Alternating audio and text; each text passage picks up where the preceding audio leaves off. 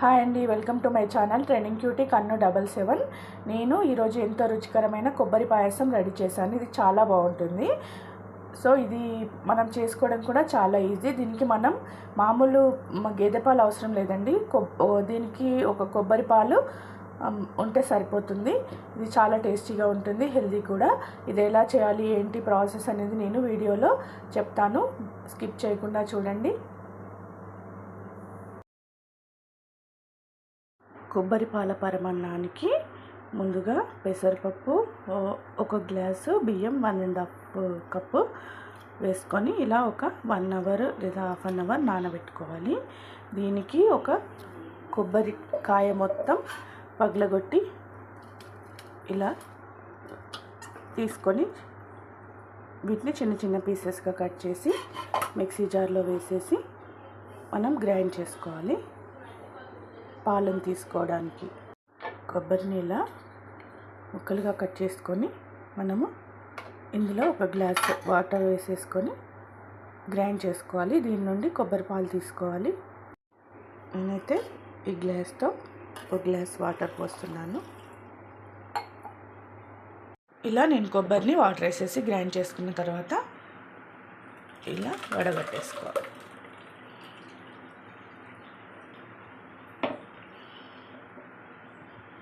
నేను కొబ్బరి పాలను అయితే రెడీ చేసుకున్నానండి. ఇవి మినిమం 3 గ్లాసెస్ అవుతాయి. మనం మిక్స్ చేసుకునేప్పుడు 1 గ్లాస్ యాడ్ చేసుకోవాలి. తర్వాత మనం ఎందుకంటే ఎక్కువ వాటర్ యాడ్ చేస్తే పైకి మొత్తం కింద పడిపోతుంది. అందువల్ల ఒక 1 గ్లాస్ వాటర్ యాడ్ చేసుకొని మిక్సీ పట్టేసుకొని తర్వాత 2 గ్లాసెస్ కలుపుకొని తీసుకుంటే మనకి ఈ విధంగా 3 గ్లాసెస్ వరకు కొబ్బరి పాలు వస్తాయి. ఈ అన్నంకి ఇదే టేస్ట్. ఇదేంటంటే మనం మామూలు పాలు వాడట్లేదు కాబట్టి, మనం కొబ్బరి పాలు యూజ్ చేస్తున్నాం కాబట్టి ఒక హోల్ టెంకాయ తీసుకొచ్చుకొని దాన్ని పగల కొట్టేసుకొని దాన్ని పట్టేసుకుంటే దీనికి కరెక్ట్. ఇప్పుడు 1/4 కేజీ రైస్ అండ్ పప్పు కలిపి 1/4 కేజీ చేశాను కదా, 1/4 కేజీ. ఇప్పుడు మనం నానబెట్టుకున్న పెసరపప్పు బియ్యంలో అదే వాటర్తో ఇంకొక హాఫ్ గ్లాస్ వాటర్ వేసేసి కుక్కర్లో ఒక 3 విజిల్స్ వచ్చే వరకు ఉడికించుకోవాలి.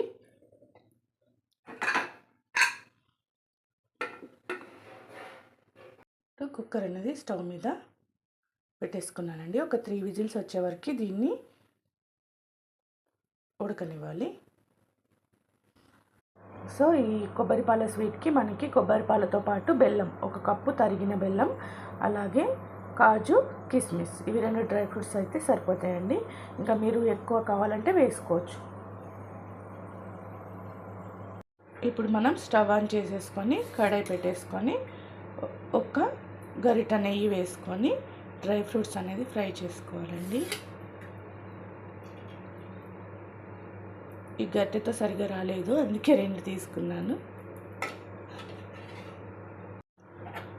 కిస్మిస్, కాజు అనేది మనం బ్రౌన్ కలర్ వచ్చే వరకు వేయించేసుకోవాలి.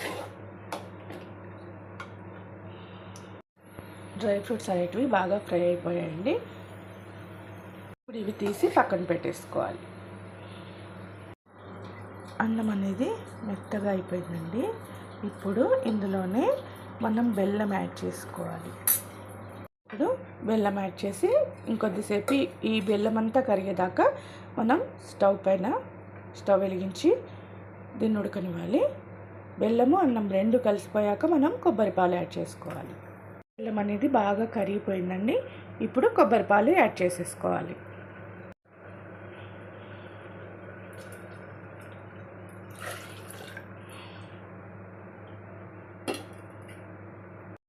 కొబ్బరి పాలు అనేది యాడ్ చేసినాక దీన్ని బాగా మగ్గనివ్వాలి. స్వీట్ అనేది బాగా ఉడికిపోయిందండి. ఈ కన్సిస్టెన్సీలో ఉంటే సరిపోతుంది. ఇప్పుడు దీంట్లో ఇలాచీ పౌడర్ యాడ్ చేసుకోవాలి.